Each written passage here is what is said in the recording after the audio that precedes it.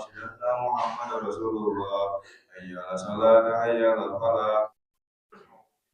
بسم الله الرحمن الرحيم أفلا ينظرون إلى الإبل كيف خلقت وإلى السماء كيف رفعت وإلى الجبال كيف نصبت وإلى الأرض كيف سطحت.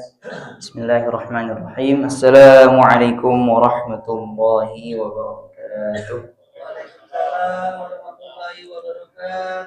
Alhamdulillah Rabbil Alamin. Alhamdulillahilladzi anzala as-sakinata fi qulubil mu'minin liyazdadu imanan ma'a imanihim. Allahumma fassalli wa sallim ala sayyidina Muhammad wa ala ali sayyidina Muhammad.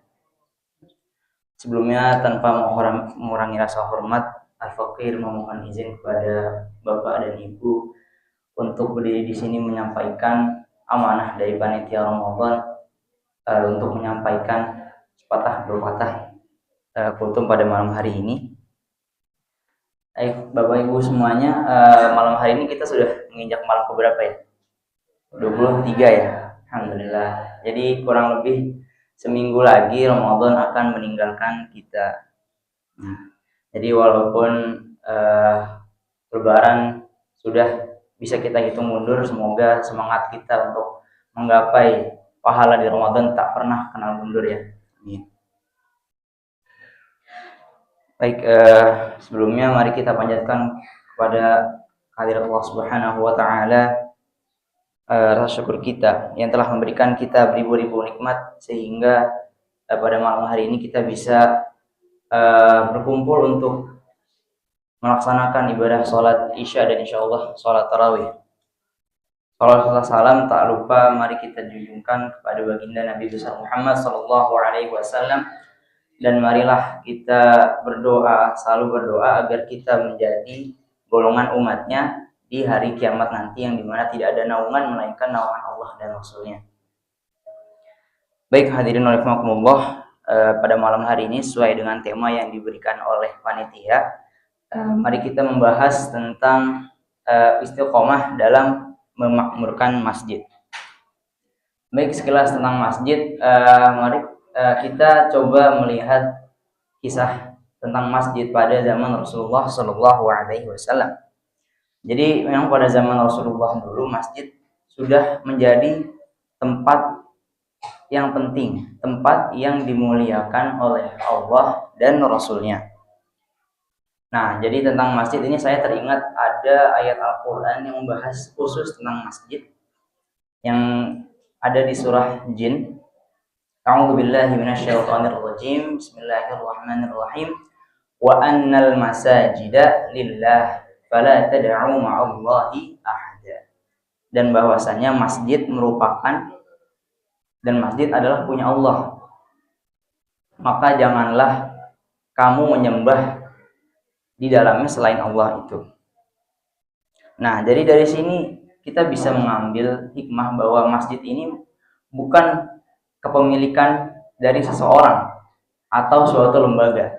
Mungkin memang ada lembaga yang mendirikan masjid tersebut, tapi kita harus memahami inti dari niat kita bahwasanya ketika kita sholat atau mendirikan suatu masjid, niat kita adalah untuk beribadah kepada Allah semata. Jadi kita tidak bisa mengakui bahwa ada seseorang yang memiliki masjid atau ada lembaga yang kepemilikannya itu hanya kepemilikan masjid tersebut punya lembaga tersebut. Nah, dan pada zaman Rasulullah masjid tidak hanya dijadikan sebagai tempat ibadah atau tempat sholat saja. Nah, melainkan Rasulullah SAW dulu menjadikan masjid sebagai tempat untuk memperkuat hubungan masyarakat yang ada pada zaman itu. Seperti kita bisa mengambil contoh saat Rasulullah SAW hijrah ke Madinah. Jadi Rasulullah SAW mendirikan Masjid Nabawi di sana. Itu memang tujuan utamanya untuk syiar Islam di sana. Tapi tujuan lainnya adalah untuk memperkuat atau mempertemukan Karena pada zaman itu banyak kabilah-kabilah yang saling memusuhi, saling bermusuhan, saling membunuh dan sebagainya. Nah, jadi Rasulullah SAW juga mendirikan masjid Nabawi pada saat itu untuk mempersatukan kabilah-kabilah yang terpecah pada zaman itu. Nah, lalu ada contoh lain juga, kalau di Arab itu banyak masjid-masjid yang memiliki nama dengan kabilah atau eh, desa yang penduduk desa yang tinggal di daerah tersebut. Misalkan Masjid Kuba. Jadi Kuba itu aslinya adalah nama tempat. Nah, kemudian dijadikan oleh Rasulullah sebagai nama masjid. Lalu ada masjid misalkan nama Bani Harun, karena memang desa itu kebanyakan adalah keluarga Harun. Nah, maka dari itu hadirin, ternyata masjid ini bisa kita jadikan sebagai tolak ukur kebangkitan muslimin.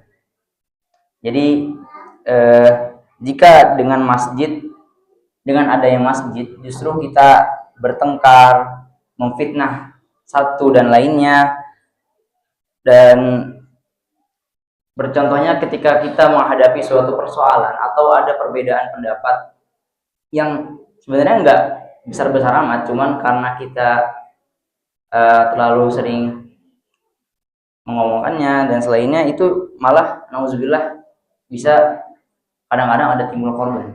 Itu nggak boleh banget, nauzubillah ya.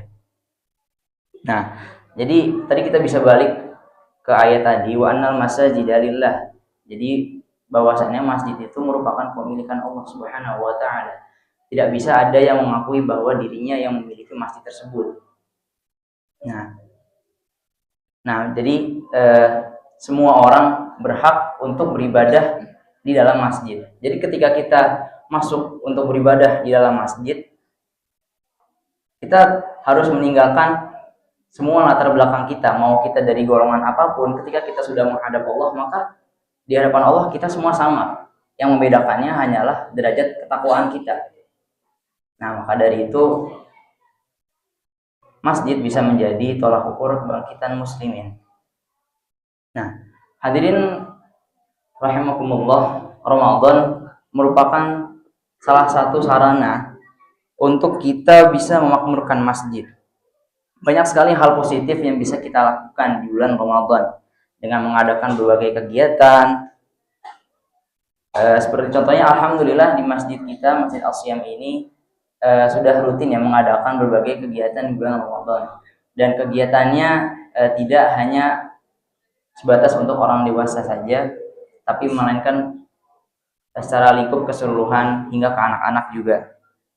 Ini merupakan hal penting, mengingat seorang muslim harus dikenalkan secara dini dari anak-anak mungkin terhadap masjid itu. Jadi ada ulama yang berpendapat bahwa misalnya sekiranya tidak ada anak-anak yang terlihat di dalam masjid, maka tinggal tunggu sajalah kehancuran dari masjid tersebut.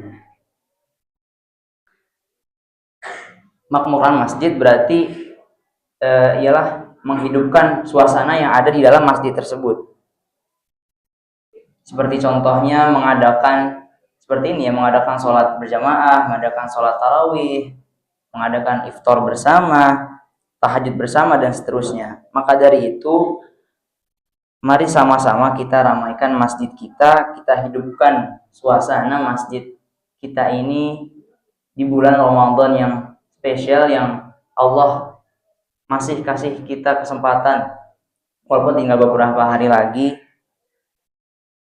dan dengan harapan semoga persatuan umat muslimin menjadi lebih kuat, dan yang paling utama adalah semoga Allah Subhanahu wa taala memberikan kita ampunan di bulan yang penuh rahmatnya, sesuai dengan doa yang kita panjatkan di malam-malam Ramadan kita, yaitu Allahumma innaka afuwwun karim tuhibbul afwa fa'fu 'anna ya karim. Ya Allah, sesungguhnya Engkau Maha Pemaaf, menyukai memaafkan, maka maafkanlah dosaku. Mungkin itu saja yang bisa Fakir sampaikan, kurang lebihnya mohon maaf. Hadanallahu wa iyyakum ajma'in. Wassalamualaikum warahmatullahi wabarakatuh. صراط الذين أنعمت عليهم ghairil maghdubi 'alaihim waladdallin.